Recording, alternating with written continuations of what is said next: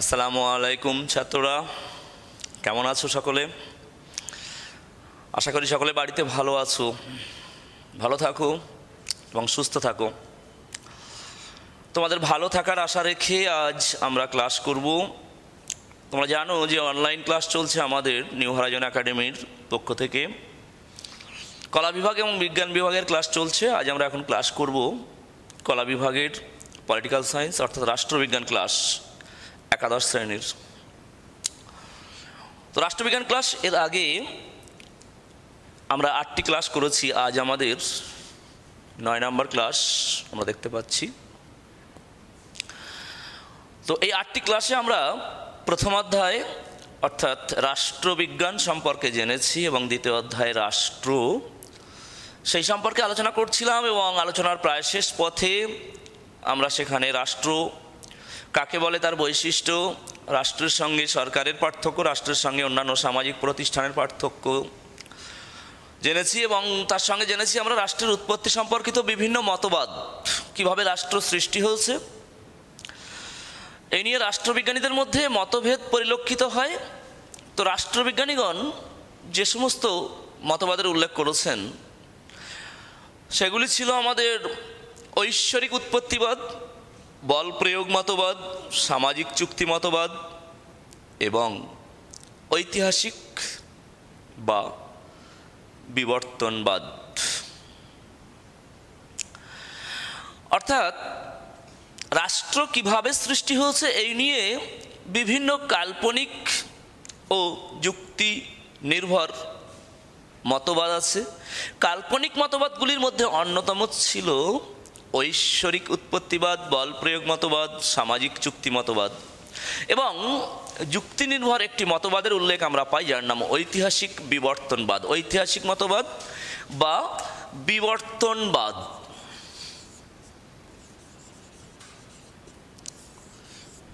বিবর্তনবাদ অর্থাৎ রাষ্ট্র কিভাবে সৃষ্টি হয়েছে এই নিয়ে যে সমস্ত মতবাদ আমরা দেখতে পাই তার মধ্যে অন্যতম একটি হলো বিবর্তনবাদ।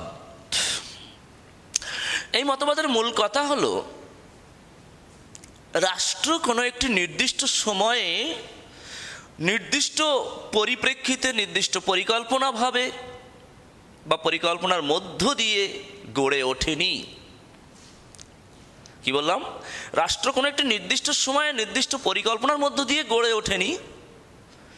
রাষ্ট্র সৃষ্টি হয়েছে ধীরে ধীরে বিবর্তনের মধ্য দিয়ে, অর্থাৎ পরিবর্তনের মধ্য দিয়ে, বিভিন্ন পরিবর্তন বিবর্তনের মধ্য দিয়ে আজ আমরা এই রাষ্ট্র দেখতে পাই।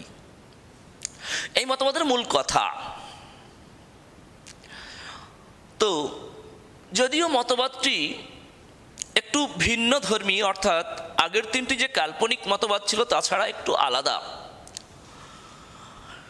আমরা বিগত 2টি অধ্যায়ে অর্থাৎ রাষ্ট্রবিজ্ঞান এবং রাষ্ট্র এই অধ্যায়ে গার্নারের নাম শুনেছি। একজন উল্লেখযোগ্য রাষ্ট্রবিজ্ঞানী, তিনি রাষ্ট্রের সঙ্গে এবং রাষ্ট্রবিজ্ঞানের উল্লেখযোগ্য সংজ্ঞা প্রদান করেছেন। তো তার মতে 3টি যে মতবাদ আমরা আলোচনা করেছি সেগুলি তিনি অস্বীকার করেছেন। অর্থাৎ ঐশ্বরিক মতবাদ বা ঈশ্বর রাষ্ট্র সৃষ্টি করতে পারেন না, বল প্রয়োগের মাধ্যমে রাষ্ট্র সৃষ্টি হতে পারে না, বা সমাজের চুক্তির মধ্য দিয়েও রাষ্ট্র সৃষ্টি হতে পারে না তিনি বলতে চেয়েছেন। কিন্তু যদিও তার মতবাদের মধ্যে এগুলির মিশ্রণ আছে, কোনো একটির নয়, ওই 3টির কোনো একটি নয়, এবং 3টির ধারা, 3টির প্রভাব পড়েছে এই মতবাদে। অর্থাৎ ওই 3টি মতবাদকে আলাদাভাবে অস্বীকার করেছেন গার্নার। তিনি স্বীকার করেননি যে রাষ্ট্র ঈশ্বরের দ্বারা সৃষ্টি হয়েছেন, বা রাষ্ট্র বল প্রয়োগের মাধ্যমে সৃষ্টি হয়েছে, বা সমাজের মানুষের চুক্তির মধ্য দিয়ে রাষ্ট্র সৃষ্টি হয়েছে, এই কথা তিনি মানেননি। তিনি বলছেন যে দীর্ঘ ক্রমবিবর্তনের ফলে, অর্থাৎ ধীরে ধীরে বিবর্তনের মধ্য দিয়ে আজকের এই সুন্দর রাষ্ট্র আমরা পেয়েছি। তার মূল কথা আমরা শুনলাম। তো তার বিভিন্ন দিক সম্পর্কে আমরা জানব। এই গার্নার যে 3টি মতবাদকে অস্বীকার করেছেন সেই কথাকে গুরুত্ব দিয়ে তাকে অনুসরণ করে রাষ্ট্রবিজ্ঞানী বার্জেস বলছেন রাষ্ট্র হলো মানব সমাজের বিরামবিহীন ক্রমবিকাশের ফল। অর্থাৎ নিয়মিত একটা সিস্টেম বা ধারাবাহিকতা কাজ করেছে। বিভিন্ন পরিবর্তন ঘটেছে। সেই সমস্ত পরিবর্তনের মধ্য দিয়ে আমরা আজকের এই সুন্দর রাষ্ট্র পেয়েছি। তাহলে আমরা দেখতে পাচ্ছি গার্নারকে অনুসরণ করে রাষ্ট্রবিজ্ঞানী বার্জেস বলছেন যে রাষ্ট্র হলো মানব সমাজের বিরামবিহীন ক্রমবিকাশের ফল, অর্থাৎ ধীরে ধীরে বিবর্তন হতে হতে আজকের এই সুন্দর রাষ্ট্র। তো এই ক্রম বিবর্তনের ইতিহাসে দীর্ঘদিন ধরে যে বিবর্তন ঘটেছে, যে পরিবর্তন ঘটেছে, দীর্ঘ এই বিবর্তনের পথে যে সমস্ত উপাদানগুলি রাষ্ট্র গঠনের ক্ষেত্রে গুরুত্বপূর্ণ ভূমিকা পালন করেছে, সেই সমস্ত উপাদানগুলি হল রক্তের সম্পর্ক, ধর্ম, যুদ্ধবিগ্রহ, অর্থনৈতিক চেতনা, রাজনৈতিক চেতনা। অর্থাৎ এইগুলো কি না, দীর্ঘ বিবর্তনের ফলে, ক্রমবিবর্তনের ফলে যে রাষ্ট্রের সৃষ্টি হয়েছে, সেই রাষ্ট্র সৃষ্টি হওয়ার ক্ষেত্রে সেই ক্রমবিবর্তনের পথে যে সমস্ত উপাদানগুলি গুরুত্বপূর্ণ ভূমিকা পালন করেছে, তার মধ্যে প্রথম হলো রক্তের সম্পর্ক। অর্থাৎ আমরা দেখতে পাই যে আমাদের সমাজ গঠনের বা রাষ্ট্র গঠনের একেবারে প্রাথমিক উপাদান ছিল পরিবার, ফ্যামিলি। তো সেই পরিবারের মধ্যে বিভিন্ন মানুষের মধ্যে যে ব্লাড কানেকশন, অর্থাৎ রক্তের যে রিলেশন বা রক্তের যে সম্পর্ক আমরা দেখেছি, তা তাদেরকে একত্রিত হতে সাহায্য করেছে।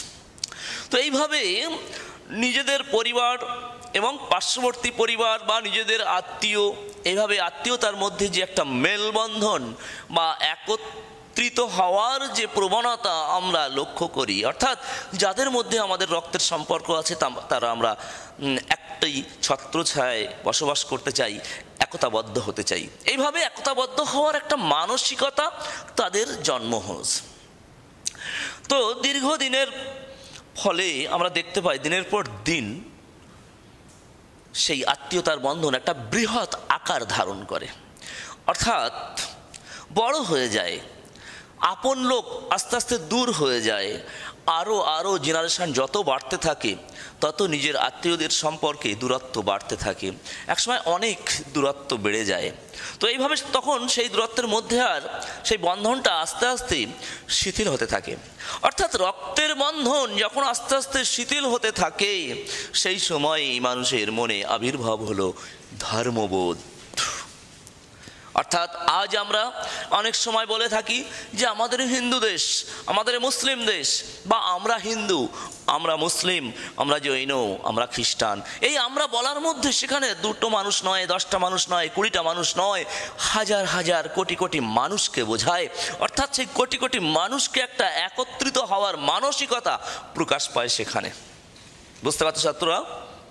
যে যখন আমরা বলছি হিন্দু আমরা বা মুসলিম আমরা বা আমাদের হিন্দু দেশ বা মুসলিম দেশ বা জৈন দেশ, খ্রিস্টান দেশ, তখন আমাদের মধ্যে সেই একতাবদ্ধতার সেই কথাটি কিন্তু 2-5 জনকে বোঝায় না, হাজার হাজার মানুষকে একত্রিত হওয়ার একটা মানসিকতা বোঝায়।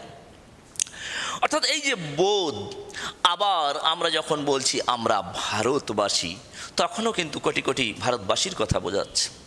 তো এইভাবে এটা পরবর্তীকালে যে ভারতীয় আমরা, এটা জাতীয়তাবোধ, রাষ্ট্রীয় বোধ, কিন্তু এরও আগে আমরা প্রাচীনকালে দেখেছি ধর্মের ভিত্তিতে মানুষের মধ্যে ঐক্যবদ্ধ হওয়ার একটা প্রবণতা, অর্থাৎ আমরা এই ধর্মের মানুষ। তো এই যে একত্রিত হয়ে একটা সুন্দর সিস্টেমে বসবাস করার যে প্রবণতা, এই প্রবণতা থেকেই এসেছে রাষ্ট্র গঠনের চিন্তা ভাবনা। অর্থাৎ আমরা দেখতে পাচ্ছি যে রাষ্ট্র গঠনের ক্ষেত্রে যখন রক্তের সম্পর্কের উপাদানটি আস্তে আস্তে শিথিল হতে শুরু করলো, ঠিক সেই সময় ধর্মীয় ভাব মানুষকে একত্রিত করে রাখার একটা পথ দেখালো। অর্থাৎ ঐক্যবদ্ধ হয়ে মানুষ যে রাষ্ট্র গঠন করেছে তার একটা উপাদান আমরা ধর্মকে বলতে পারি।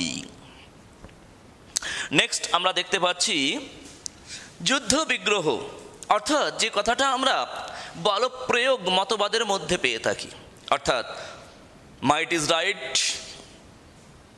অর্থাৎ জর্জিয়ার মুলুকতার, বীরভোগ্য বসুন্ধরা, অর্থাৎ সেই মতবাদের মধ্যে বলা হয়েছিল যে যিনি শক্তিশালী তিনিই রাজা, অর্থাৎ অপর দলকে পরাজিত করে যে জয়লাভ করতে পারবে সেই হবে রাজা এবং তারই হবে তার রাজত্ব, সেই রাজত্ব।